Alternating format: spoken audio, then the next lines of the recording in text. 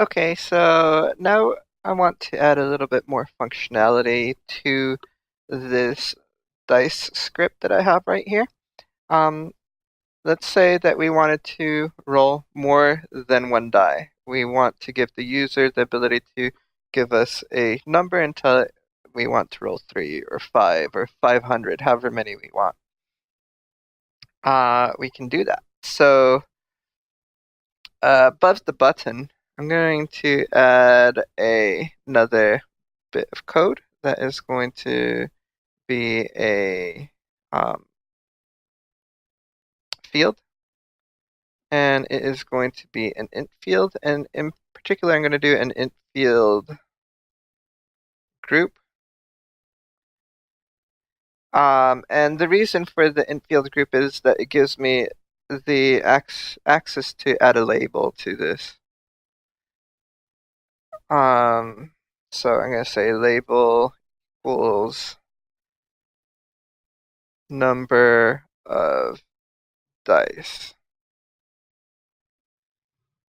So let's see what this gives us really quick. Let's try that again. There we go.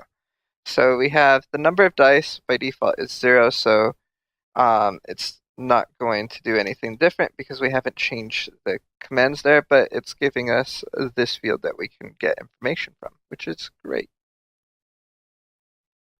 So let's go back here. Something else that we can say is maybe by default we want a value of, let's say, 1 as default. So copy this and paste it in here.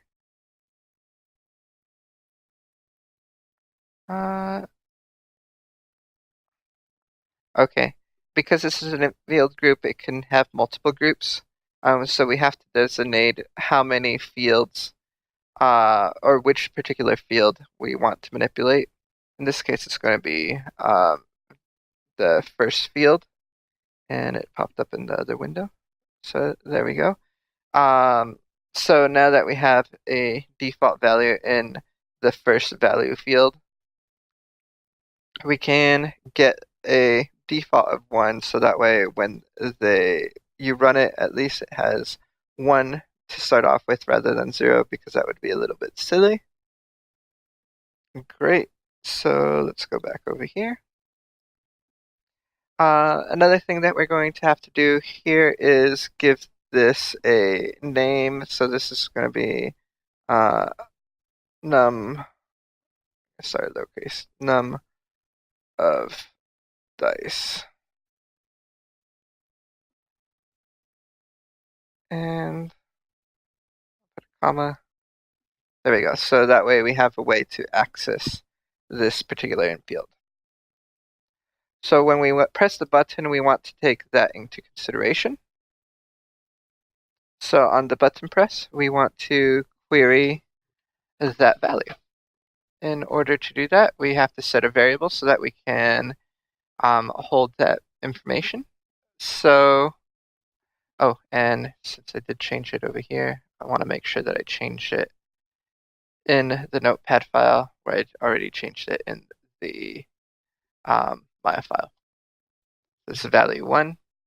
So in the, I'll create a variable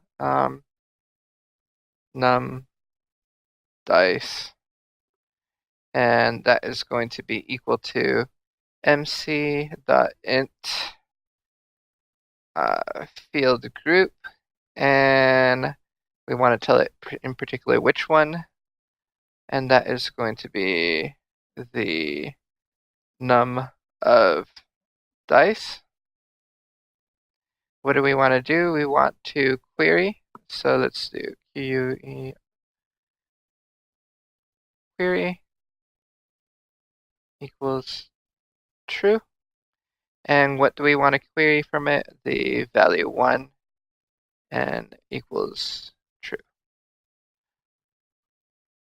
So we are querying a value from the int field group,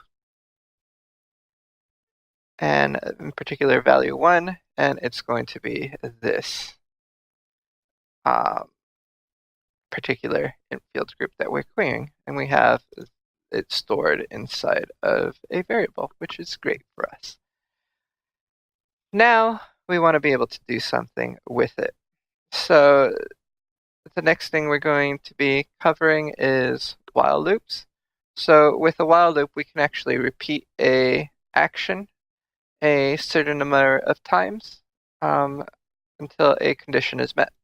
So let's look at doing that. We're going to do, let's create another variable so that we can keep track really quick. So count is when, this will be how many times the loop will happen. It starts off at 0. So we'll say while count is less than num dice, which is the variable that we stored over here. So while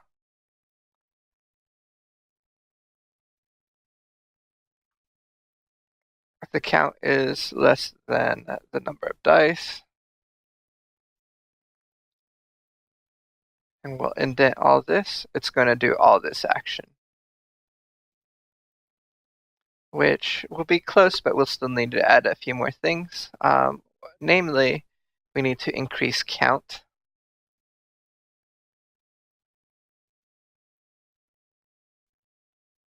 So here we're going to say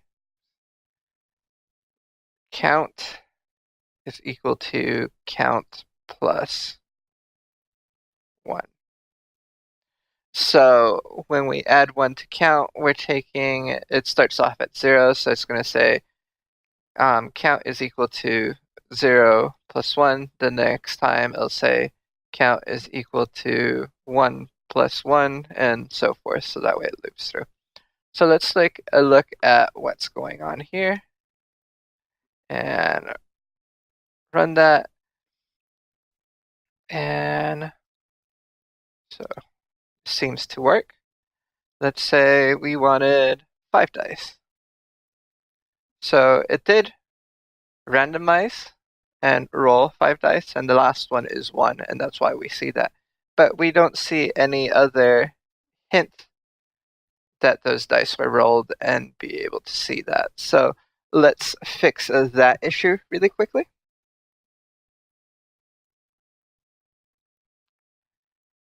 So what I want to do is start off by saying if the count is greater than 1, so I'm setting a condition here. What do I want to do? I want to use the duplicate command from Maya. And duplicate, and then we'll set a name for the object we want to duplicate, which is d6, which we set in an earlier lesson. So now, after the first time, it will duplicate the dice after the first time this whole function here runs, which is great. The other thing that we're going to want to do is make sure that we also move the dice. So let's say MC set adder, which we talked about before when we were setting up the rotations. And let's do it on the translate x. So d6 dot translate x. So that's what we're changing. And here is where we would put the value like we see over here. So we have set different values. Another thing that could be useful for us is setting up an expression. So that way we can actually change it, because if we put something like 5, the first one will be created at the origin, 0, then the next one will be created at 5, but every other one will be created at 5 stacking on top of itself, which is not what we want. So what we can say is we can take the count variable that we have and multiply it by 5. So the first time it's going to be at 0, but this doesn't run at all anyway, so that's fine. Then after that, it's going to duplicate it, and we are going to move in the EX 1 times 5, then the next time 2 times 5. So it's going to go 5, 10, 15, 20, and so forth, depending on how many dice we create, which will be good for us because then we can have multiple dice that are created spaced out 5 units apart from each other. So let's copy this and take it into Maya. And run this, and right now with 1 dice, we are fine, and we're getting 1 dice.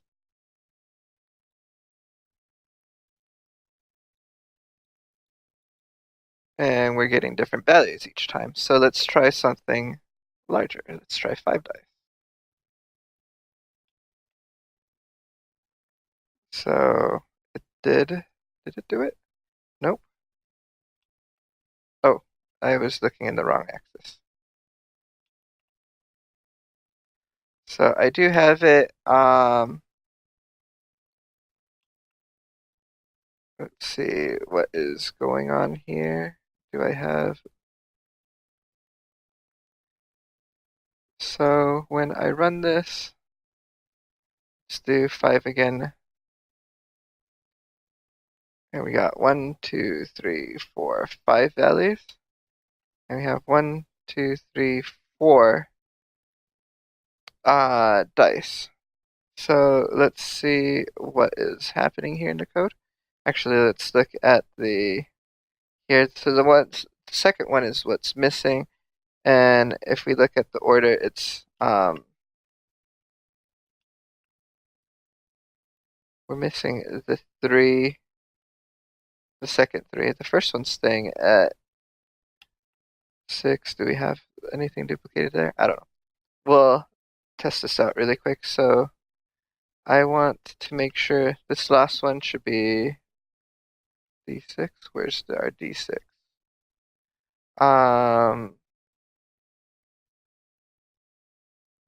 Let's expand this really quick. That's not what I want.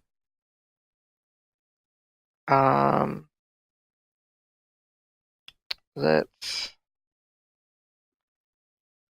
just go into our code really quick. I had to adjust the resolution so it's easier to see, so it's a little bit hard to get to some of the tools. So what I want to do here is I said while count is greater than 1, but what I really want is greater than 0. Oops. Copy this and paste it in here. Run this. So with 1,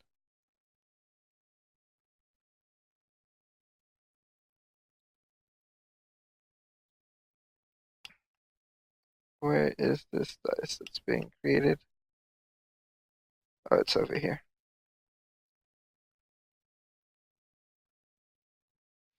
So there we go. It's rotating. We're going to add more code to adjust that because it's duplicating and creating more things on top of each other. But let's increase this. And let me get rid of all the other dice. And run this. So it's working now. We have the 5 dice. This is not at the origin. But the other issue, like I said, that we have right now is that we got multiple dice on top of each other. And we'll cover how to fix that in the next lesson. But right now, we do have the ability to set number of dice, and like I said, you can do something quite large And it will do that, and it will create all those dice in there. So that is working. We'll continue this on the next lesson, but we have the extra number of dice set by the user that is being manipulated here inside of Maya.